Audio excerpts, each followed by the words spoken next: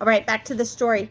People began to join in quietly at first to match her mood, but as the song built at the end, their voices did as well, so that by the time they got to the final, "Free to be you and me," the whole school could hear them. Caught in the pure delight of it, Jess turned and his eyes met Leslie's. He smiled at her. What the heck? There wasn't any reason he couldn't. What was he scared of anyhow? Lord, sometimes he acted like the original yelly-bellied sapsucker. He nodded and smiled again, and she smiled back. He felt, there in the teacher's room, that it was beginning a new season of his life, and he chose deliberately to make it so. He did not have to make any announcements to Leslie that he had changed his mind about her, and she already knew it. She plunked herself down beside him on the bus and squeezed over closer to him to make room for Maybelle on the same seat. She talked about Arlington and the huge suburban school she used to go to with its gorgeous music room and not a single teacher in it as beautiful or as nice as Miss Edmonds. You had a gym? Yeah, I think all schools did. But most of them anyway, she sighed. I really miss it. I'm pretty good at gymnastics. I guess you hate it here. Yeah, she said. She was quiet for a minute thinking, just decided about her former school, which she saw as bright and new with a gleaming gymnasium larger than the one in the consolidated high school. I guess you had a lot of friends there, too. Yeah. Why'd you come here? Well, my parents are reassessing their value structure. Huh? Well, they decided that they're too hooked on money and success, so they bought the old farm, and they're going to farm it and think about what's important. Jess was staring at her with an open mouth. He knew it. He couldn't help himself. That it was the most ridiculous thing he'd ever heard. But you're the one that's got to pay. Yeah. Why don't they think about you? Well, we talked it over, she explained patiently. I wanted to come too. She looked past him out the window. You never know ahead of time what something really is going to be like. The bus had stopped and Leslie took Maybelle's hand and led her off. Jess followed, still trying to figure out why two grown people and a smart girl like Leslie wanted to leave comfortable life in the suburbs for a place like this. They watched the bus roar off. You can't make a go on the farm nowadays, you know, he said finally. My dad has to go to Washington to work or we wouldn't have enough money. Money's not the problem. Sure, it's the problem. I mean, not for us, she said stiffly. It took him a minute to catch on. He did not know people for whom money was not a problem. Oh, he tried to remember not to talk about money with her after that. But Leslie had other problems at Lark Creek that caused more of a rumpus than the lack of money. There was the matter of television. It started with Mrs. Myers reading out loud a competition that Leslie had written about her hobby. Everyone had to write a paper for his or her favorite hobby, and Jess had written about football, which he really hated, but he had enough brains to know that if he said drawing, everyone would laugh at him. Most of the boys swore that watching the Washington Redskins on TV was their favorite hobby. The girls were divided. Those who didn't care much about what Mrs. Myers thought, choosing game shows on TV, and those like Wanda K. Moore, who was still aiming for A's, chose reading good books, but Mrs. Moore didn't read anyone's paper out loud except for Leslie's. I want to read this composition out loud for two reasons. One, it is beautifully written, and two, it tells about an unusual hobby for a girl. Mrs. Myers beamed her first day smile at Leslie. Leslie stared at her desk. Being Mrs. Myers' pet was a pure poison at Lark Creek. Scuba diving by Leslie Burke. Mrs. Myers' sharp voice cut Leslie's sentence into funny little phrases. But even so, the power of Leslie's words drew Jess with her under the dark water. Suddenly, he could hardly breathe. Suppose you went under and your mask filled up with water and you couldn't get up to the top in time. He was choking and sweating. He tried to push down his panic. This was Leslie Burke's favorite hobby. Nobody would make up scuba diving to do their favorite hobby if it wasn't so. That meant Leslie did it a lot. That she wasn't scared of going deep down into a world of no air and no light. Lord, he was such a coward. How could he be all in a tremble just listening to Mrs. Myers read about it?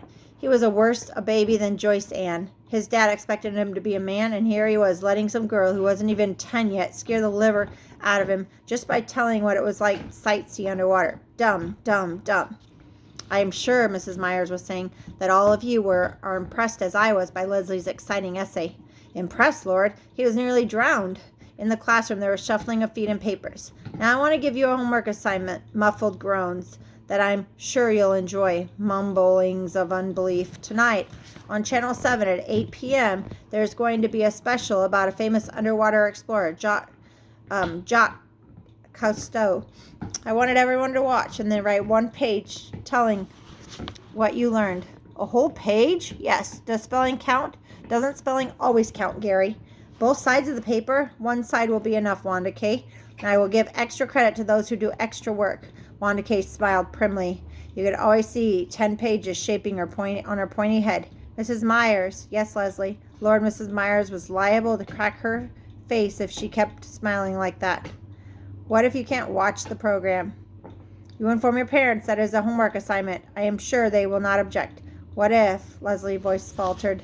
Then she shook her head and cleared her throat so the words came out stronger. What if you don't have a television set? Lord, Leslie, don't say that. You can always watch on mine.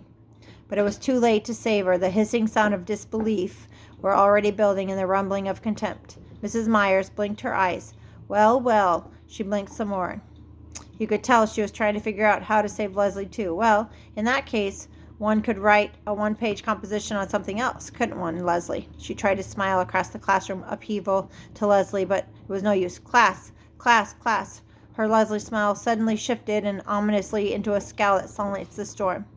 She handed out dittoed sheets of arithmetic problems. Jess stole a look at Leslie. Her face, bent low over the math sheet, was red and fierce. At recess time, he was playing King of the Mountain. He could see that Leslie was surrounded by a group of girls led by Wanda Kay. He couldn't hear what they were saying, but he could tell by the proud way Leslie was throwing her head back that the others were making fun of her. Greg Williams grabbed him then, and then while they wrestled, Leslie disappeared. It was none of his business, really, but he threw Greg down the hill as hard as he could and yelled to no one in particular, "Gotta go." He stationed himself across the girls' room. Leslie came out in a few minutes, and you could tell she'd been crying. "Hey, Leslie," he called softly. "Go away." She turned abruptly and headed the other way in a fast walk. With an eye on the office door, he ran after her. Nobody was supposed to be in the halls during recess. "Leslie, what's the matter?" "You know perfectly well what's the matter. Just errands." Yeah, he rubbed his hair. If you just kept your mouth shut, you can always watch at my...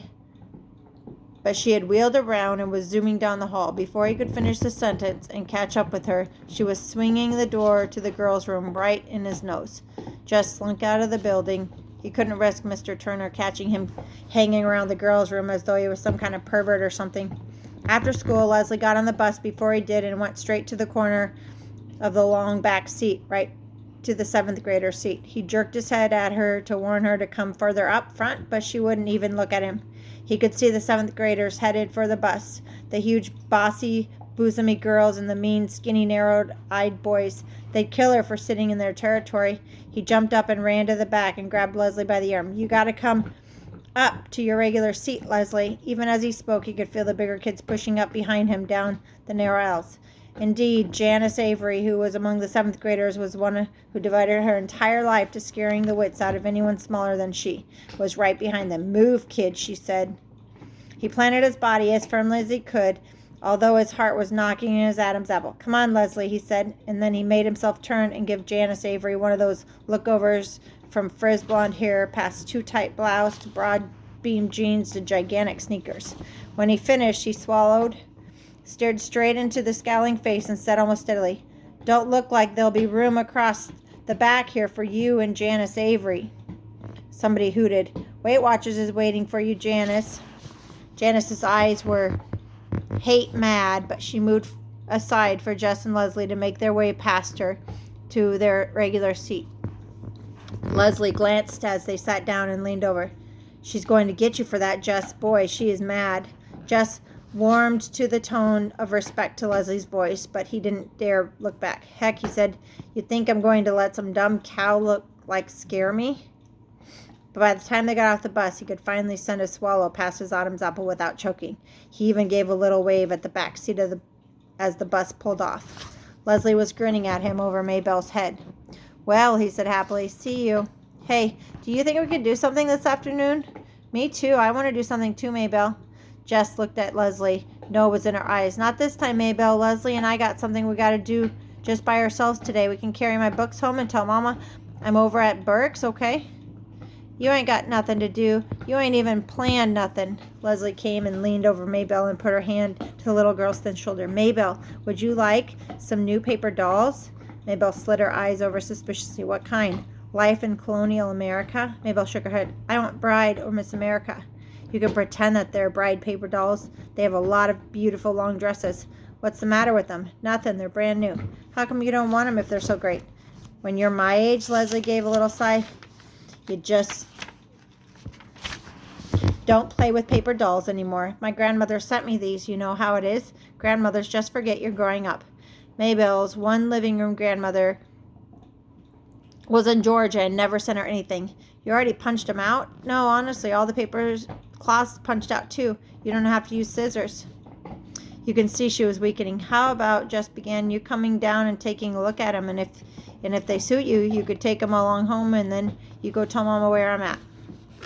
After they watched Mabel tearing up the hill, clutching her new treasure, Jess and Leslie turned and ran up over the empty fields behind the old Perkins place and down to the dry creek bed that separated the farmland from the woods. There was an old crabapple tree there just at the bank of the creek bed, from which someone long forgotten had hung a rope. They took turns swinging across the gully on the rope. It was a glorious autumn day, and if you looked up as you swung, it gave you a feeling of floating. Jess drifted back and drank in the rich, clear color of the sky. He was drifting like a fat, white, lazy cloud back and forth across the blue. Do you know what we need? Leslie called to him, intoxicated as he was with the heavens. He couldn't imagine needing anything on earth. We need a place, she said, just for us. It would be so secret that we would never tell anyone in the whole world about it. Jess came swinging back and dragged his feet to the stop. She was lowered almost to a whisper. It might be a whole secret country, she continued, and if you and I would be the rulers of it. Her words stirred inside him. He liked to be a ruler of something, even something that wasn't real. Okay, he said. Where could we have it? Over there in the woods where nobody could come and mess it up. There was part of the woods that just did not like, dark places where it almost like being underwater, but he didn't say so. I know, she was getting excited. It could be a magic country like Narnia, and the only way you could get in is by swinging across this enchanted rope. Her eyes were bright, and she grabbed the rope. Come on, let's find a place to build our castle stronghold. They had gone only a few feet into the woods beyond the creek bed where Leslie stopped. How about right here, she said. Sure, Jess agreed quickly, relieved that there was no need to plunge deeper into the woods. He would take her there, of course, but he wasn't sure, a coward, that he would mind a little exploring now and then further among the ever-darkening columns of the tall pines. But as a regular thing, as a permanent place, this is where he would choose to be. Here where the dogwood and redbuds played hide-and-seek between the oaks and the evergreens, and the sun flung itself in golden streams through the trees to splash warmly at their feet. Sure, he repeated himself, nodding vigorously. The underbrush was dry and would be easy to clear away. The ground was almost level. This will be a good place to build. Leslie named their secret land Terabithia, and she loaned Jess all of her books about Narnia so that he would know how things went in magic kingdoms, how the animals and the trees must be protected, and how a ruler must behave. That was the hardest part. When Leslie spoke, the words rolling so regally, you know she was a proper queen. She could hardly manage English, much less the poetic language of a king. He could hardly manage English, much less the poetic language of a king. But he could make stuff. He dragged boards and other materials down from the scrap heap by Miss Bessie's pasture and built their castle stronghold in a place they had found in the woods. Leslie filled 3-pound coffee cans with crackers and dried fruit and 1-pound can with strings and nails. They found 5 old Pepsi bottles, which they washed and filled with water in case of siege, Leslie said. And like God in the Bible, they looked at what they had made and found it very good. You should draw a picture of Terabithia for us to hang in the castle, Leslie said. I can't. How could he explain it in a way Leslie would understand? How he yearned to reach out and capture the quivering life about him, and how when he tried it slipped past his fingertips, dry fossil upon the page. I just can't get the poetry of the trees, he said. She said, don't worry, you will someday. He believed her because there was a shadowy light of stronghold. Everything seemed possible. Between the two of them, they owned the world and no enemy. Gary Fulcher, Wanda K. Moore, Janice Avery, Jess's own fears and insufficiencies, nor any of the foes whom Leslie imagined attacking Terabithia could ever really defeat them. A few days after they finished The Castle, Janice Avery fell down in the school bus and yelled that Jess had tripped her as she went past. She made such a fuss that Mrs. Prentice, the driver, ordered Jess off the bus and he had to walk the 3 miles home. When Jess finally got to Terabithia, Leslie was huddled next to one of the cracks below the roof trying to get enough light to read. There was a picture on the cover which showed a killer whale attacking a dolphin. "What you doing?" He came in and sat beside her on the ground. "Reading. I had to do something. That girl," her anger came rocketing to the surface. "It don't matter. It don't mind walking all that much." What was a little height compared to what Janice Avery might have chosen to do? "It's the principle of the thing, Jess. It's what we got to understand. You have to stop people like that. Otherwise, they turn into tyrants and dictators." He reached over and took the whale book from her hands, pretending to study the bloody picture on the jacket. "Getting any good ideas? What?" "I thought you were just getting some ideas on how to stop Janice Avery." "No, stupid. We're just trying to save the whales. They might become extinct." He gave her the book back. "You save the whales and shoot the people, huh?" She finally grinned. "Something like that, I guess. Say, did you ever read the story Moby Dick?" "Who's that?" "Well, where there's once this huge white whale named Moby Dick," and Leslie began to spin out a wonderful story about a whale and a crazy sea captain who was bent on killing it. His fingers itched to try and draw it on paper. Maybe if he had some proper paints he could do it. There ought to be a way of making the whale shimmering white against the dark water. At first they avoided each other during school hours, but by October they grew careless about their friendship. Gary Fulcher, like Brenda, took great pleasure in teasing Jess about his girlfriend, and it hardly bothered Jess. He knew that a girl friend was somebody who chased you on the playground and tried to grab you and kiss you, and he could no more imagine Leslie chasing a boy than he could imagine Mrs. Douch and Myers shinning up a flagpole. Gary Fulcher could go to you-know-where and warm his toes. There were really no free time at school except for recess, and now that there was no races, Jess and Leslie usually looked for a quiet place on the field and sat and talked. Except for a magic half an hour on Fridays, recess was all that Jess looked forward to at school. Leslie could always come up with something funny that made the long days bearable. Often the joke was about Mrs. Myers. Leslie was one of those people who sat quietly at her desk, never whispering or daydreaming or chewing gum, doing beautiful schoolwork, and yet her brain was so full of mischief that if the teacher could have once seen through the mask of perfection, she would have thrown her out in horror. Jess could hardly keep a straight face in class, just trying to imagine what might be going on behind that angelic look on her face. And one whole morning, as Leslie was related it at recess, she spent imagining Mrs. Myers, one of those fat farms down in Arizona. In her fantasy, Mrs. Myers was one of the foodaholics who would hide bits of candy bars in odd places up the hot water faucet, only to be found and publicly humiliated before all of the other fat ladies. That afternoon, Jess had kept having visions of Mrs. Myers dressed only in a pink corset being weighed in.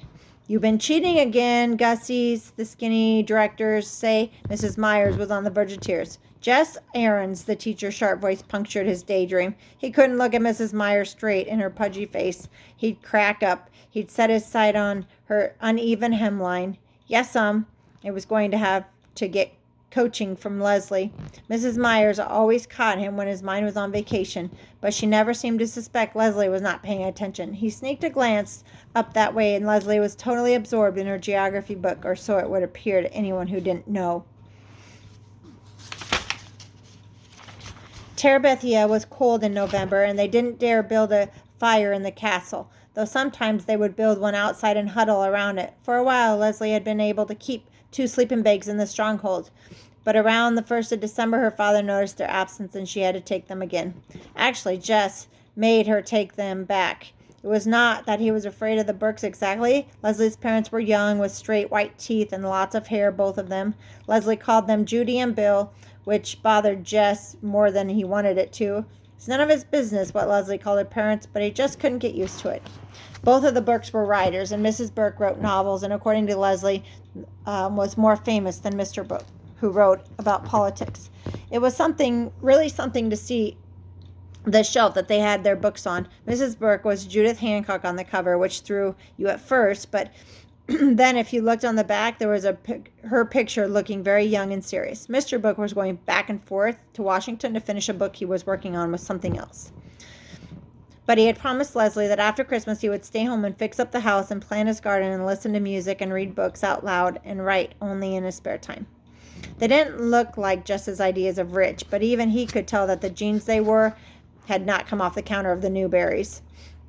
There was no TV at the Burks, but there was mountains of records and stereo set that looked like something off Star Trek. Although their car was small and dusty, it was Italian and looked expensive too. They were always nice to Jess when he went over, but then